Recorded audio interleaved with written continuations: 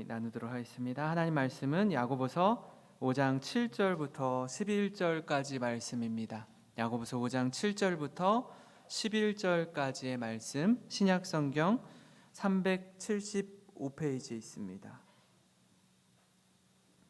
375페이지에 있습니다. 우리 한 절씩 교독하겠습니다.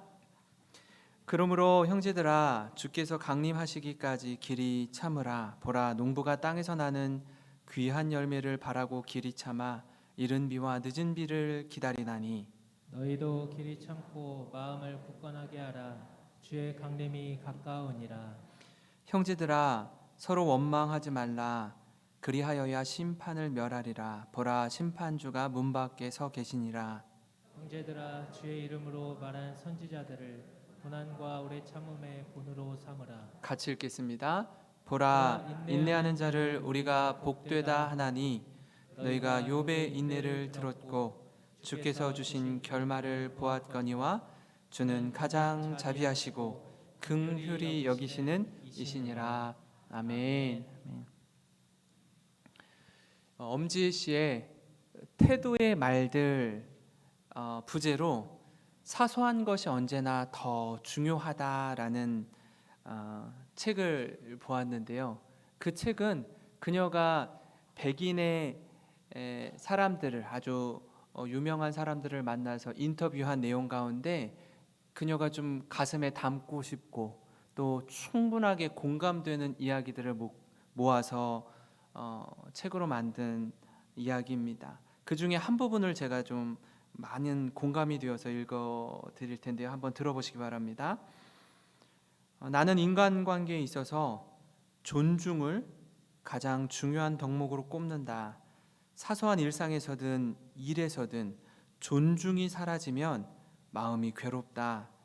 사람의 마음은 대단한 일이 벌어져야만 행복해지는 것이 아니다. 내가 누군가에게 존중받는다는 느낌이 들면 아무리 필요한 일도 해낼 수 있다. 그래서 태도가 중요하다 라는 글입니다. 제가 이 글을 읽으면서 평상시 저의 모습, 또 저와 가까이 지내는 사람들과의 모습 속에 저의 태도가 어떠한지 좀 생각해 보게 되었습니다. 특별히 좀 더 구체적으로 말씀드리면 제 아내와 또 아이들을 대할 때, 그리고 부교역자들을 대할 때, 그리고 우리 성도님들을 대할 때 제 모습은 어떠한지 이렇게 생각해 보게 되었는데요. 조금 더 나아가면 지금 이 자리에서 강단에서의 말씀을 전할 때 저의 모습과 또 삶 속에서 함께하는 이들에게 느껴지는 괴리감이 얼마나 큰지 생각해 보았습니다. 평생 한 번, 두 번 볼까 하는 사람들에게는 사실 깍듯하고 예의 바르고 아주 좋은 모습으로 잘 대하는데, 매일 보는 사람, 또 매주 만나는 분들에게는 너무나 편한 나머지 또 익숙한 나머지 함부로 하는 것 같아서 스스로 좀 돌아보는 시간을 가졌습니다. 목사인데 제가 생각해 보니까 말이 너무 많더라고요. 말을 좀 아끼고 골방에 들어가서 하나님 앞에서 참 깊은 기도 가운데 씨름하고, 또 사람들을 대할 때는 사랑과 포용으로 대해야 하는데 말이 너무 많은 것 같아요. 제가 볼 때. 그래서 좀 너무 스스로도 안타깝고, 좀 말보다는 삶이 또 행동으로 본을 보여드려야 하는데 너무나 많은 부족함을 느낍니다. 사랑하는 성도 여러분, 여러분은 어떠십니까? 같은 질문을 한번 드려보고 싶습니다. 가까이 지내는 분들과 함께 할 때 그분을 존중하는 마음이 태도로 이어지고 계십니까? 아니면 무뚝뚝하고 시무룩한 모습에 아주 권위적으로 사람을 대하고 계십니까? 목사는요, 성도를 만나고 삶을 나누는 자리에 있습니다. 그러다 보니까 아주 다양한 분들을 많이 만나게 됩니다. 그러니까 만나서 이런저런 이야기를 나누고 삶을 나누다 보면 이분이 지금은 굉장히 어렵고 힘든 시간, 곤고한 시간을 지나고 계시지만 이분과 몇 마디 이야기를 이렇게 나누다 보면 이분이 지금 당장 어렵고 힘든 것이지 그분이 갖고 있는 생각, 또 사람을 대하는 태도, 삶은 정말 머리 숙여서 존경할 만한 분이구나 하고 생각이 들 때가 있어요. 근데 또 어떤 분은요, 경제적으로 여유도 있고 사회적 지위도 있는데 몇 마디 이야기 나눠보면 참 마음이 안타까운 경우가 있습니다. 얼굴 표정도 그렇고요, 태도와 말에 일반적으로 그 사람의 마음이 담기고 진심이 담기기 마련이거든요. 그런데 그분은요, 평소에 그걸 잘 담아내지 못하는 겁니다. 그래서 때론 오해도 사고, 때론 그러한 모습과 태도 때문에 다른 사람에게 손해도 보게 됩니다. 지금 이 시간 그 어느 때보다도 곤란한 상황을 지나고 계시거나 또는 불편한 마음으로 하루하루 지나는 분이 계시다면 오늘 말씀을 통해서 함께 마음을 나누고 은혜의 자리로 나아가기를 간절히 소망합니다. 우리는 지난 시간 부자에 대한 경고의 말씀을 들었습니다. 그리고 심판의 메시지를 함께 나누었습니다. 여기서 말하는 부자는 모든 부자를 향한 것이 아니라 그 중에 불의한 부자를 향한 말씀입니다. 불의한 부자란 수고하고 애쓴 품꾼에게 삭슬 주지 않고 자신의 배만 불리면서 사치하고 방종하여 교만한 자를 가리킵니다. 소위 말하는 갑과 을이 공존하며 사는 세상 속에서 이 관계가 참 만만치 않다라는 겁니다. 이게 서로 관계가 좋고 신뢰가 쌓이고 함께 울고 함께 웃는 기업체, 가게, 사업, 교회라면 이보다 더 좋을 게 없는데요, 막상 우리가 사는 현실은 그렇지 않습니다. 긴장 관계 속에서 을은 항상 갑에게 조금 더 달라라고 이야기를 하고요, 갑은 을에게 이만하면 충분하다라고 말하면서 서로 팽팽하게 줄다리기를 합니다. 그래서 을은 내가 받은 만큼 더도 아니고 덜도 아니고 그만큼만 일하겠다라고 말하고요, 갑은 시간 단위, 분 단위로 쪼개서 일 똑바로 하는지 안 하는지 감시하고 주목합니다. 얼마나 불편합니까? 얼마나 이 줄이 팽팽하게 끊어지기 직전의 모습으로 서로에 대한 불신을 가지고 불필요한 에너지를 소모하는지 모릅니다.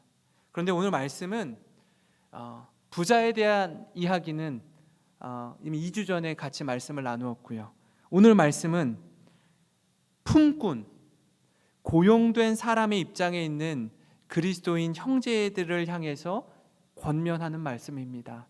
그 말씀을 좀 우리 같이 한번 살펴보기를 원하는데요, 그 첫 번째로는요, 불의한 세상에서 살아가는 그리스도인에게 첫 번째 도전은 때를 기다리며 인내하라라는 겁니다. 이 말씀을 들으면 결국 또 기다리고 참으라는 거네, 이렇게 들릴지 모르겠습니다.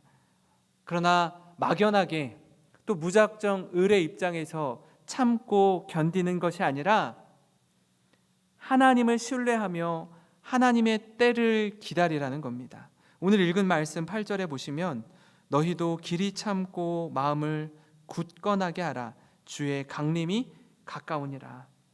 오늘 읽은 말씀 본문을 보시면 길이 참으라, 오래 참으라 라는 말씀이 계속 반복되고 있다라는 걸 볼 수 있습니다. 그러니까 참는데 조금 참는 게 아닙니다. 잠깐 참는 게 아니라 길이 참으라라고 해요. 그리고 마음을 굳게 먹어라 라고 하면서 이어져 나오는 말씀이 주의 강림이 가까우니라. 근데 이게요, 어떻게 보면 더 답답해요. 왜냐하면 야고보가 이 글을 쓰고 나서 2000년이 지났잖아요. 근데 지금도 참으라는, 주의 강림이 가까우니라 라고 말했는데 예수님 아직도 오지 않으셨거든요. 뭐 언제까지 참고 기다리라는 겁니까? 우리는 지금 당장이 억울하고 분한데 말입니다. 근데 한번 잘 생각해 봅시다. 우리가 살면서 어떤 불합리한 상황이나 때로는 이해도 안 되고 납득도 안 되는 상황에 처하다 보면 그 상황으로 인해서 불필요한 대응을 할 때도 있고요. 꼭 이렇게 성내지 않아야 되는데 감정적으로 분노에 쌓여서 그것이 자칫 우리를 넘어뜨릴 때가 있습니다. 그렇게 해놓고 나서 후회하는 겁니다. 그러다 보면 본질을 놓치게 되고 전혀 엉뚱한 것 가지고, 비본질적인 것 가지고 다투고 문제를 일으키게 되는 겁니다. 당장은 너무 답답하고 이해가 안 되고, 하나님 왜 내게 이런 시간을 허락하셨는지 도저히 모르겠습니다. 하나님 너무 마음에 들지 않습니다. 이렇게 말할 때가 있다라는 거예요. 그런데 시간이 지나면, 때가 되면 하나님이 이루시고, 왜 우리에게 그때 그 순간에 이런 과정을 지나게 하셨는지 훗날 깨닫게 하실 때가 있다라는 겁니다. 그런데 우리가 덧나게 하거나 우리가 참지 못해서 무리수를 두게 되면 이게 더 복잡하게 흘러가는 겁니다. 그런 경험 있지 않으십니까? 인내의 시간, 이 오래 참음의 시간을 통해 하나님은 우리 각 사람에게요, 평생에 잊지 못할 거룩한 신앙의 흔적을 새겨주십니다. 그래서 흔들림 없이 이제는 이렇게 바람에 나는 겨와 같은 인생이 아니라, 때로는 아주 강한 바람이 불고 태풍이 몰아쳐도요, 꿋꿋하게 견디고 참을 수 있는 믿음을 하나님께서 우리에게 주시는 줄 믿습니다. 그것을 발견하는 저와 여러분이 되기를 간절히 소망합니다. 야고보는요, 오늘 말씀에 보면 농부의 심경을 예로 들어서 길이 참아야 하는 본을 제시합니다. 농부가 씨를 뿌리지 않습니까? 제가 여기 오니까 이 논밭이 굉장히 많이 펼쳐져 있더라고요. 그전에는 이렇게 넓은 평야를 본 적이 거의 없습니다. 그런데 많은 농부들이 봄에 씨앗을 뿌리고 가을에 추수를 할 때 최선을 다하죠. 정말 이른 새벽에 일어나서 이게 해가 쨍쨍 내려지기 전까지 이 밭을 일구고 살피고 또 이렇게 잡초를 뽑아내고 하지 않습니까? 최선을 다하지만 우리가 할 수 없는 영역이 있습니다. 그게 뭐냐면 뜨거운 햇볕과 때를 따라 내리는 비는요, 사람이 어떻게 할 수가 없어요. 우리가 최선을 다하고 나머지는 기다리는 겁니다. 기다리는 거예요. 적절한 때에 내려주시는 햇볕과 또 비는 기다림의 시간을 가져야 하는 것입니다. 그런 차원에서 오늘 말씀의 이른 비와 늦은 비는 당시 이스라엘에게 있어서는 축복의 단비라 할 수 있습니다. 왜냐하면 이스라엘은 물이 귀한 나라이기 때문에 그렇습니다. 그들에게 비는 아주 생활과 직접적으로 연관되어 있고, 비가 오랜 시간 내리지 않으면 생존의 위협을 받기도 합니다. 이스라엘의 여름은 우리나라랑 좀 다릅니다. 우리는 여름 장마가 있지 않습니까? 근데 이스라엘의 여름은 건기에 속합니다. 비가 전혀 내리지 않아요. 그러다가 가을에 접어들 때에 내리는 첫 비를 이른 비라고 합니다. 10월과 11월경에 내리는 비를 시작으로 우기가 시작되는 겁니다. 여름철에 비가 오지 않아 땅이 아주 건조하게 메말라 있기 때문에 이때 비 내리지 않으면 경작을 할 수 없습니다. 농부가 미리 다 준비를 하고 메마른 땅을 보면서 이른 비를 간절히 기다립니다. 오늘 읽은 7절에 그러므로 형제들아 주께서 강림하시기까지 길이 참으라.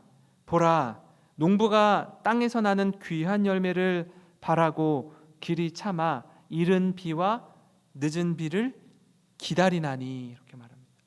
그러니까 기다림의 시간이 있는 겁니다. 우리가 할 수 있는 최선은 다 하고 감정적으로나 상한 마음으로 분노하거나 이를 어그러뜨리는 것이 아니라 길이 참고 하나님의 때를 기다리는 겁니다. 이른 비가 10월과 11월에 내리는, 가을에 내리는 비라면 늦은 비는 겨울이 지나고 봄이 시작되는 3, 4월경에 내리는 비를 가리킵니다.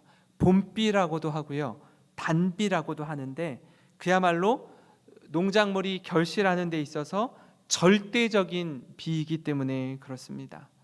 이 말씀을 조금 더 쉽게 또 구체적으로 설명하고 있는 말씀이 있는데요, 신명기 11장 14절에서 17절을 보면 그 의미를 좀 더 정확히 알 수 있습니다. 여호와께서 너희의 땅에 이른 비, 늦은 비를 적당한 때에 내리시리니 너희가 곡식과 포도주와 기름을 얻을 것이요 또 가축을 위하여 들에 풀이 나게 하시리니 네가 먹고 배부를 것이라. 너희는 스스로 삼가라. 두렵건대 마음에 미혹하여 돌이켜 다른 신들을 섬기며 그것에게 절함으로 여호와께서 진노하사 하늘을 닫아 비를 내리지 아니하며 땅이 소산을 내지 않게 하심으로 너희가 여호와께서 주신 아름다운 땅에서 속히 멸망할까 하노라. 이렇게 말씀합니다. 하나님께서 때를 따라 비를 내려주시는데 혹 우리가 하나님을 떠나 돌이켜 다른 신들을 섬기고 그것들에게 절하면 하나님이 하늘문을 닫으신다라고 말씀하세요. 다시 무슨 말씀입니까? 하나님 앞에서 우리가 어떻게 살아야 되는지, 어떤 기다림의 시간이 필요한지를 가르쳐 주고 있는 것입니다.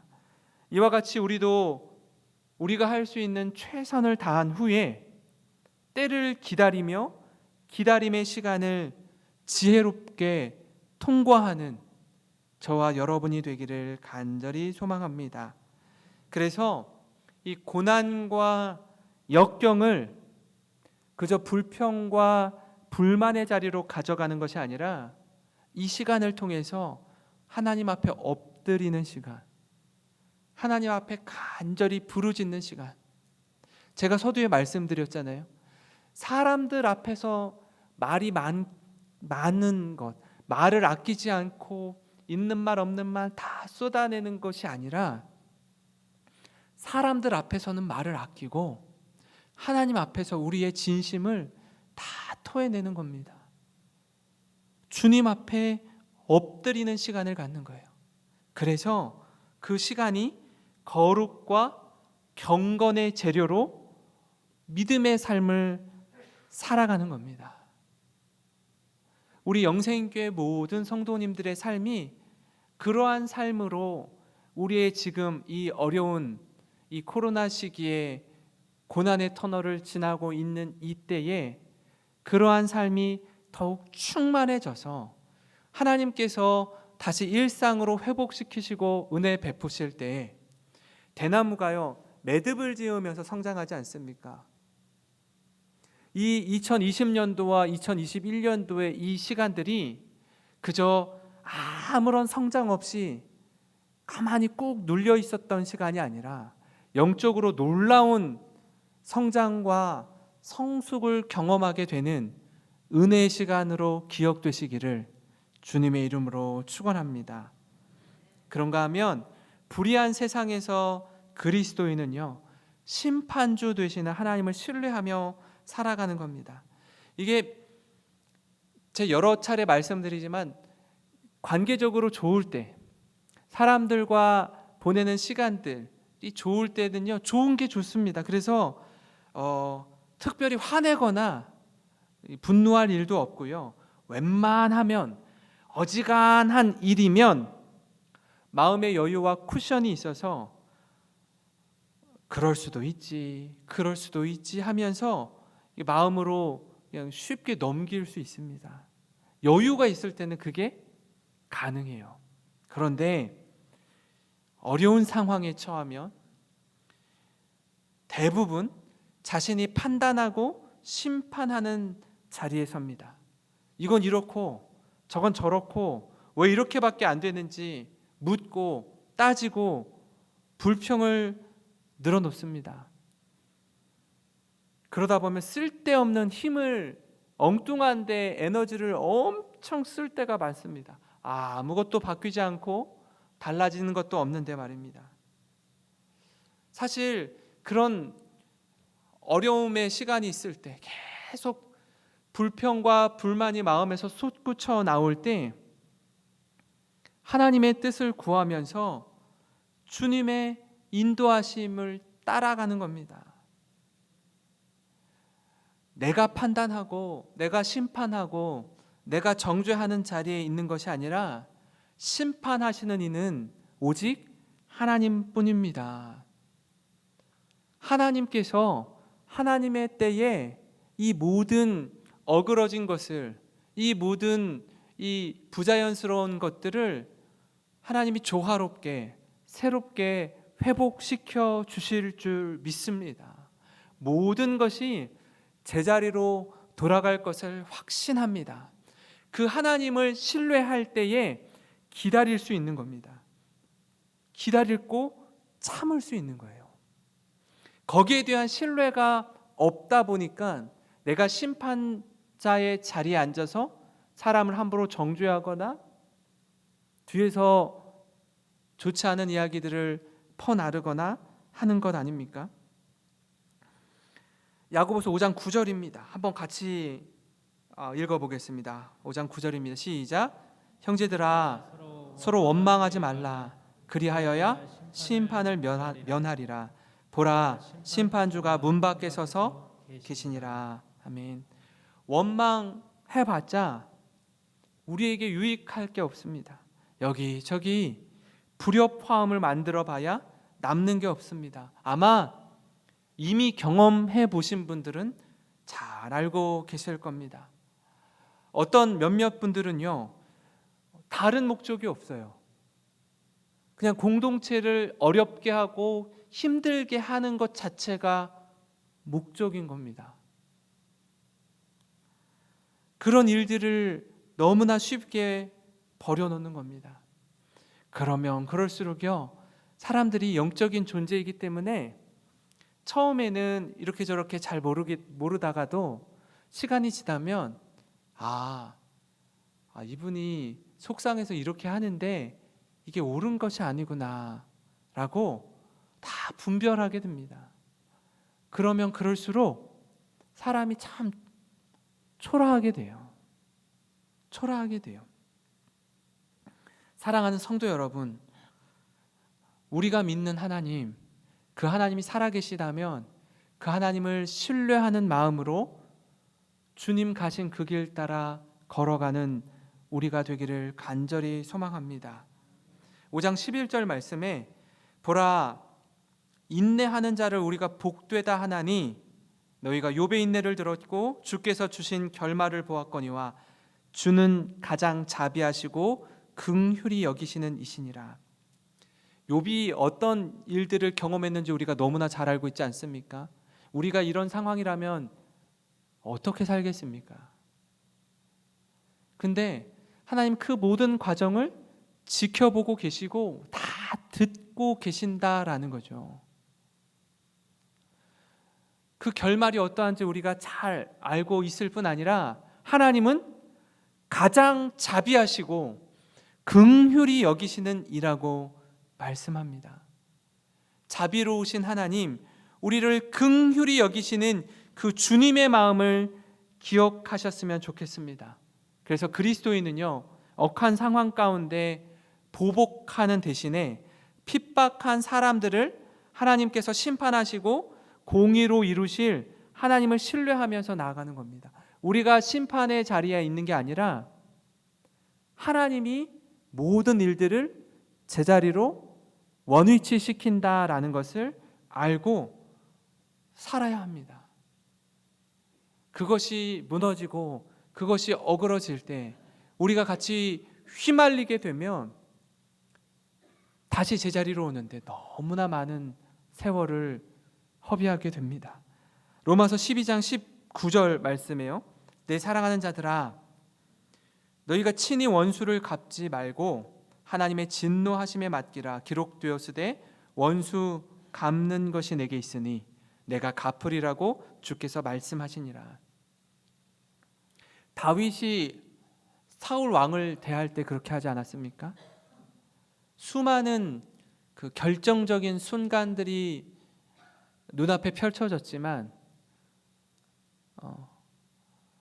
기름 부음을 받은 왕을 내가 심판자의 자리에 앉아서 해할 수 없다라는 것을 몇 번이고 부하들 앞에서 고백하지 않습니까? 요셉이 그의 형들을 대할 때도 마찬가지죠. 얼마나 그동안 쌓여온 울분과 분노와 마음의 상처가 누구보다 많이 있었을 요셉이 어떻게 그 모든 것을 하나님이라는 시선으로 자신의 인생을 해석하고 형제들을 용서하고 또 그들의 자녀마저 품는지 보여주고 있지 않습니까? 우리에게 이런 하나님이라는 큰 시선과 안목을 하나님 우리에게 주시옵소서. 이 마음이 우리에게 필요한 줄 믿습니다. 이게 참 쉽지 않아요. 이게 참 쉽지 않습니다. 목사인 저도요, 때로는 잠이 오지 않을 때가 있어요.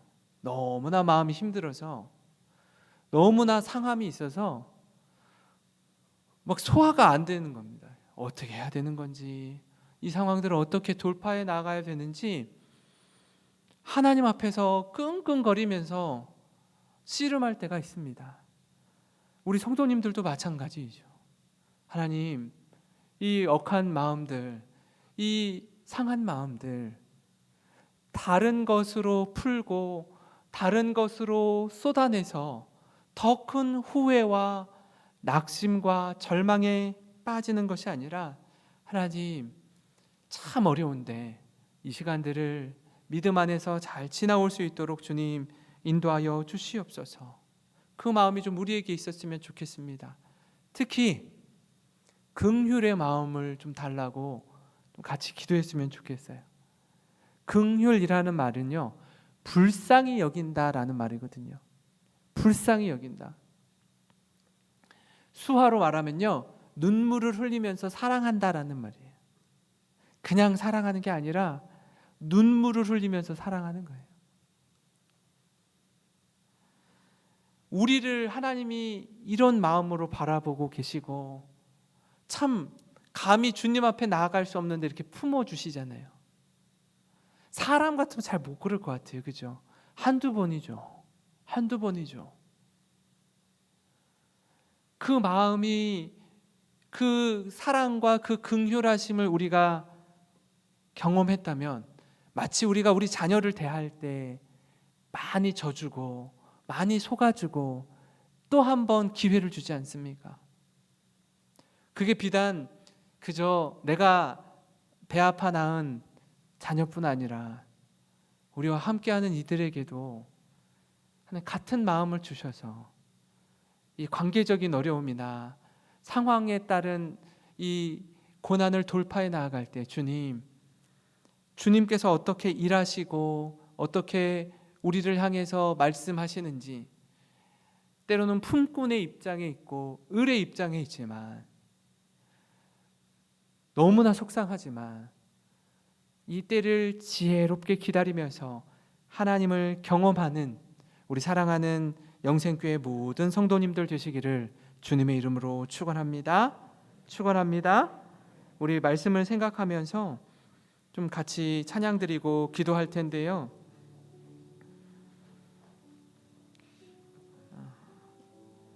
백신이 들어오고 접종이 시작되었지만 코로나가 지금 잦아들지 않고 있습니다. 참 지치는 것 같아요. 많이 지치는 것 같아요. 하나님 도대체 언제까지 기다려야 되는지 잘 모르겠습니다. 자영업 하시는 우리 성도님들 뵈면 너무나 힘들어하세요. 이 시간이 더 길어지면 쓰러질 것 같아 하시는 분도 계셔요. 주님 은혜를 부어달라고, 불쌍히 여겨달라고 그 마음으로 우리 찬양하고 기도하는 시간 갖도록 하겠습니다. 내 모든 시험, 내 모든 시험, 무거운 짐을 주 예수 앞에 아뢰이며 근심에 쌓인 날 돌아보사 내 근심 모두 받으시 무거운 짐을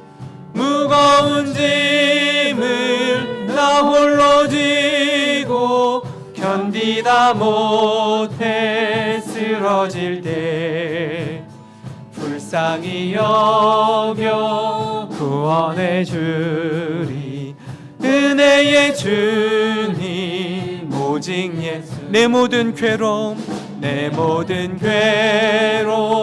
닥치는 환난 주 예수 앞에 아뢰이며 주께서 친히 날 구해 주사 넓으신 사랑 베푸신 무거운